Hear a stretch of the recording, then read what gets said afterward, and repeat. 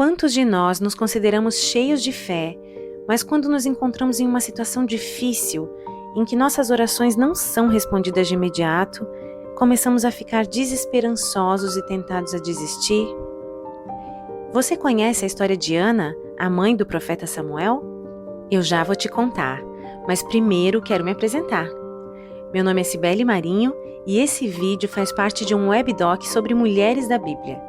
Então já se inscreva aqui no nosso canal e ative o sininho para receber as notificações dos novos vídeos que eu irei publicar. Curta também esse vídeo para que ele alcance mais pessoas. O nome Ana significa graça, benevolência ou favor, e foi exatamente isso que a nossa protagonista alcançou. Ana era uma das duas esposas de Eucana, sendo a predileta do seu esposo. Porém, Ana era estéril. Eucana era um levita da linhagem de Coate, mas que não estava na família sacerdotal, e que vivia em Ramataim Zofim, uma região montanhosa de Efraim.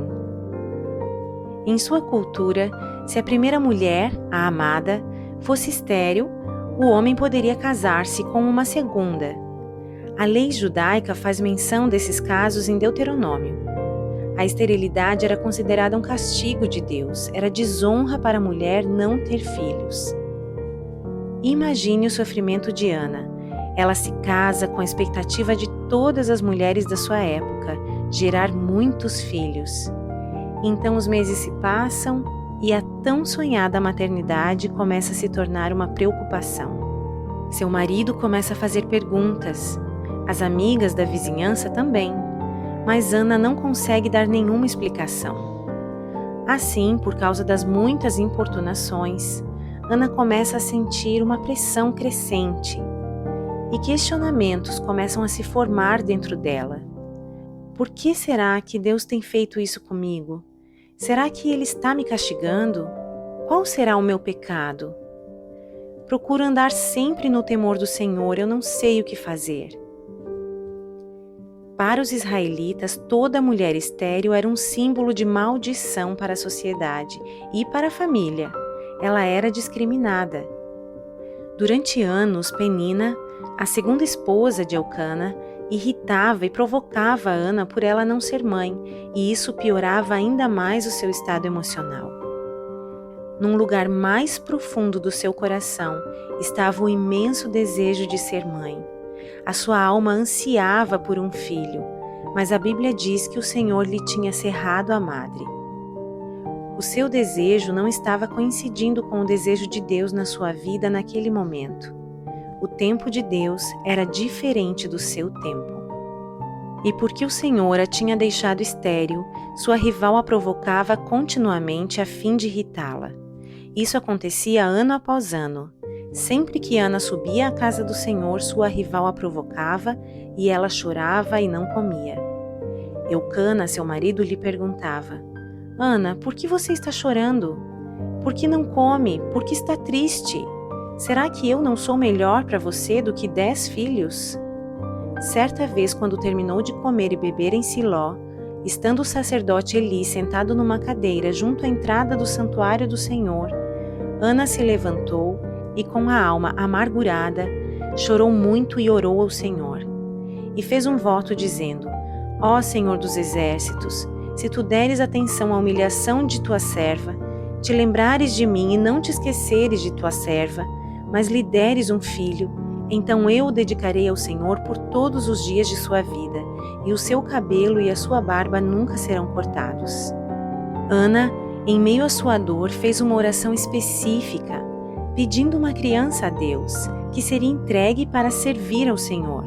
Isso significava que ele não seria criado por ela, mas no templo pelo sacerdote. E assim, o clamor de Ana foi atendido. Apesar de Ana sofrer com as agressões de sua rival Penina, de não ter a compreensão de seu marido quanto ao seu sofrimento, ela não deixou de acreditar que Deus poderia lhe dar o filho que ela tanto desejava. Sua confiança em Deus era inabalável. Ela colocava todo o seu lamento e toda a sua ansiedade no altar do Senhor. E a Bíblia nos conta que pouco tempo depois, Ana engravidou e no devido tempo deu à luz a Samuel. Logo depois de ele desmamar, Ela o consagrou a Deus e o entregou ao sacerdote Eli, para que com ele servisse ao Senhor, assim como ela orou e fez um voto diante dele. Ela foi uma mulher de palavra, foi fiel ao seu compromisso com o Senhor. Ana sabia que ele era fruto do seu clamor e daquela promessa de consagração. Por isso agora ela precisava colocar a sua fé em prática. Imagine o sofrimento de Ana ao se separar de seu Samuel. Mas Ana permaneceu fiel a Deus, e Deus a abençoou muito por sua devoção e obediência. Mais tarde ela teve ainda 3 filhos e 2 filhas. Envolta pela alegria e gratidão de ter sido agraciada com um filho, Ana faz uma oração que está lá no capítulo 2 de 1 Samuel. Nessa oração, Ana reconhece a graça, o poder, a santidade e a soberania de Deus. Foi um cântico profético, onde ela anuncia o aparecimento do ungido de Deus, ao dizer: "E dará força ao seu rei, e exaltará o poder do seu ungido." O termo para ungido é Mashiach, de onde vem a palavra Messias, usado pela primeira vez no Antigo Testamento nessa oração de Ana. Samuel ouviu ao Senhor desde menino. Cresceu e foi um grande líder. Ele se tornou o último juiz de Israel, um grande profeta que ungiu os 2 primeiros reis de Israel. Foi um líder espiritual de grande importância na história do seu povo e que levou a nação a voltar-se para o Senhor. Ele foi aquele que ungiu a Davi como rei, de onde provém a linhagem de Jesus. Ana se tornou mãe pela fé. Ela nos ensina sobre perseverança. Em 1 Samuel 1,9 diz que Ana se levantou e orou e fez um voto ao Senhor. Ela não se curvou diante da sua crise emocional. Ela assumiu uma postura de fé, mesmo que as circunstâncias sejam contrárias, que as vozes de fora nos humilhem e que não consigamos enxergar uma saída. Deus continua sendo soberano sobre tudo e Ele pode sim mudar a nossa história quando nos colocamos diante dEle em oração, rendidos à sua grandeza e confiando em seu poder. Ela nos ensina que Deus nunca pode nos dar algo que não podemos dar a Ele. Algo que nos prenda ou que tome o lugar dele em nossas vidas. Ana pediu Samuel, mas o prometeu ao Senhor. Isso demonstra um coração totalmente entregue a Deus. Será que se Ana não tivesse vivido a dor da esterilidade, ela teria clamado com tanto fervor a ponto de prometer o filho tão desejado ao Senhor?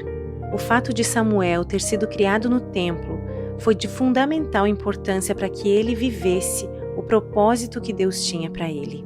Ela nos ensina também a sermos fiéis em cumprir nossa palavra.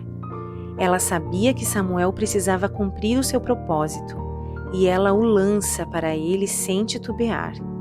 Tempos depois, Deus a abençoa com mais filhos e filhas. Deus não estava olhando para o sacrifício de Ana, e sim para sua obediência.